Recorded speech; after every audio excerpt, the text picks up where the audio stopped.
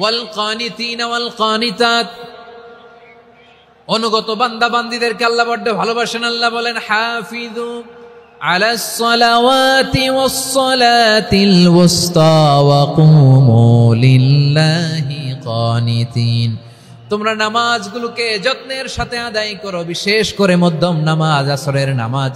আর আমি আল্লাহর সামনে যখন দাঁড়াবা, আমি আল্লাহর সামনে যখন দাঁড়াবা অনুগত হয়ে দাঁড়াবা। আল্লাহর সামনে নামাজে যখন দাঁড়াবো অনুগত হয়ে দাঁড়াবো।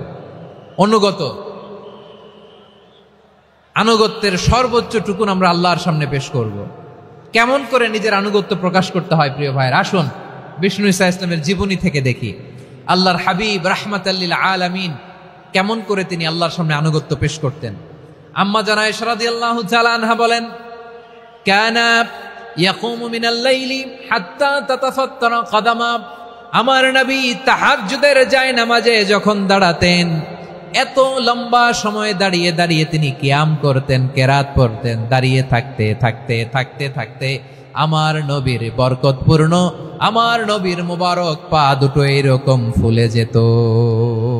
আমার নবীর পা গুলো ফুলে যেত দাঁড়িয়ে থাকতে থাকতে, বিষ্ণু ঈসা ইসলামের পা ফুলে যেত। আম্মা জান আয়েশা এটা খেয়াল করতেন। খেয়াল করে বলতেন, ইয়া রাসূলুল্লাহ কদ গফারাল্লাহু লাকা মা তাকদ্দামা মিন যামবিকা ওয়া মা তাআখার। ও নবী, নিজের দেহের উপর কেন এত কষ্ট দেন? কেন রাত জেগে এরকম তাহাজ্জুদের জায়নামাজে দাঁড়িয়ে থাকতে থাকতে পা দুটো আপনার ফুলে যায়, কেন কষ্ট করেন? আল্লাহ কি বলে নাই, ও নবী আপনার আগের গুনাহ মাফ, পরের গুনাহ মাফ? আসলে বিশ্ব নবীর কোনো গুনাহই নাই। নবীরা মাসুম হয়, নিষ্পাপ হয়।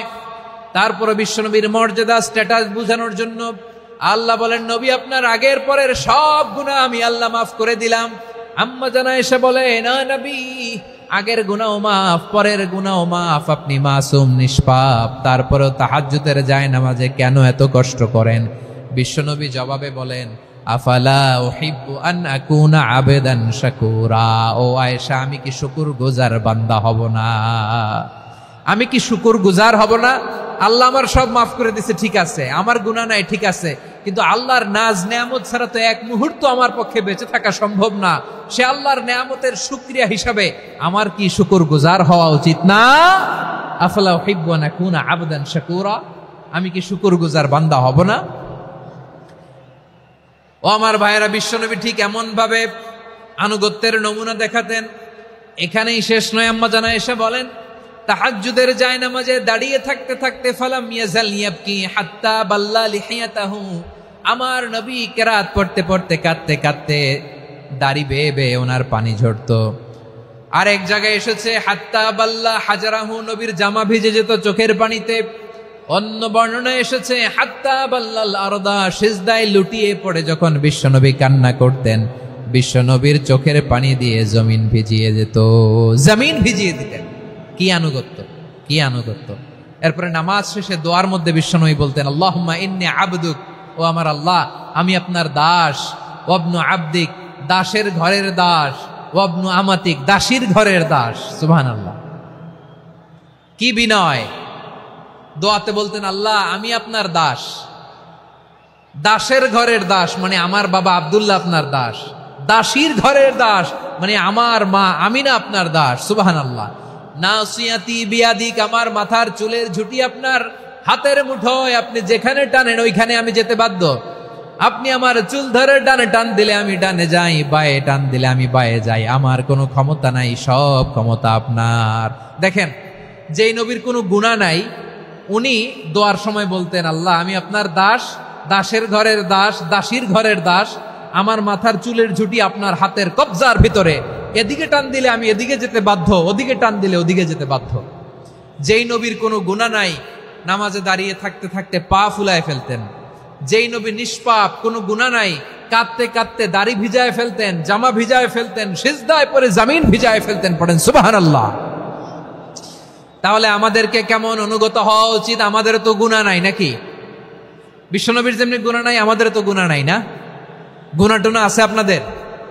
হ্যাঁ, যে বিশৃঙ্খলা করতেছেন গুনাহ তো নাই আপনাদের? হ্যাঁ, গুনাহ আছে আমাদের?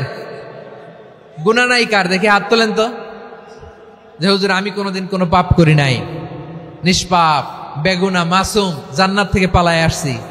জান্নাত থেকে পালায় আসছেন এরকম কে আছেন দেখি তো? আছে এরকম কেউ? আছে? নাই। আমরা সবাই পাপী, আমাদের পাপের কোনো শেষ নাই। আওয়াজ করে বলেন ঠিক কিনা? তাহলে আসুন আমরাও বিশ্বনবীর মতো অনুগত হয়ে আল্লাহর কাছে চাই। এই যে আল কানিতিনা ওয়াল কানিতাতি, মানে অনুগত বান্দা এবং বান্দি। আমরা দোয়ায় কুনুত পড়ি না? কুনুত কোন নামাজে? বিতরের নামাজে কি দোয়া পড়ি? দোয়ায়ে কুনুত। এই কুনুত থেকে ওয়াল কানিতিনা ওয়াল কানিতাত, তাফসীর বুঝে নেন। কুনুত থেকে কানিতিনা ওয়াল কানিতাত। তাহলে দোয়ায়ে কুনুত হচ্ছে বিনীত হয়ে অনুগত হয়ে আল্লাহর কাছে চাওয়া। আমরা তখন দাঁড়িয়ে বলি আল্লাহুম্মা ইয়্যাকা না'বুদু ওয়া লাকা নুসাল্লি ওয়া নাসজুদ ওয়া ইলাইকা নাসআ ওয়া নাহফিদ নারজু রাহমাতাকা ওয়া নাখশা আযাবাকা ইন্না আযাবাকাল জিদ্দা বিল কুফফারি মুলহিক। আল্লাহ, আপনার কাছে চাই, আপনার কাছে প্রার্থনা করি, আপনার আযাবকে ভয় করি, আপনি ছাড়া আমাদের বাঁচাবার কেউ নাই। কুনুতের মধ্যে আমরা এই দোয়া করি কি করি না? অনুগত হয়ে এই দোয়া করি। যারা রমজানের শেষ দশকে মক্কা শরীফে থেকেছেন তারা শাইখ আব্দুর রহমান সুদাইসের কুনুত পেয়েছেন। যারা পেয়েছেন অথবা কেউ টিভিতে ভিডিওতে দেখেছেন, শাইখ আব্দুর রহমান সুদাইস 27-এর আলোচনায় 45 মিনিট থেকে 1 ঘন্টা দোয়ায় কুনুত পড়ে। আল্লাহুম্মা হদিনা ফিমান হাদাইত ওয়া আফিনা ফিমান আফাইত ওয়া তাওয়াল্লানা ফিমান তাওয়াল্লাইত ওয়া বারিক লানা ফিমা আ'তাইত ওয়া কিনা ওয়াসরিফ আন্না বিরহমাতিকা শাররা মা কাদাইত ফাইন্নাকা তাকদি বিল হাক্কি ওয়া লা ইয়াকদা আলাইক। এমন ভাবে হেরেম শরীফে মক্কায় শাইখ আব্দুর রহমান সুদাইস দাঁড়িয়ে হাত তুলে লক্ষ লক্ষ উমরা পালনকারীদেরকে নিয়ে এক মুনাজাত ধরে কাঁদতে কাঁদতে মানুষ বেহুশ হয়ে যায়। দোয়ার কথা শুনে গায়ের লোম খাড়া হয়ে যায়, হৃদয় বিগলিত হয়ে যায়, চোখ দিয়ে দাঁড় দাঁড় করে পানি নামতে থাকে। 27-এর রাতে মক্কায় শাইখ আব্দুর রহমান সুদাইসের দোয়ায় কুনুত যদি শোনেন, অনুগত হয়ে আল্লাহর কাছে চাওয়াকে বলে কুনুত। আল্লাহ বলেন আল কানিতিনা ওয়াল কানিতাতি, অনুগত বান্দাদেরকে আমি পছন্দ করি। আমার 3 নাম্বার পছন্দনীয় বান্দা হলো অনুগত নারী ও পুরুষ। সুবহানাল্লাহ পড়েন।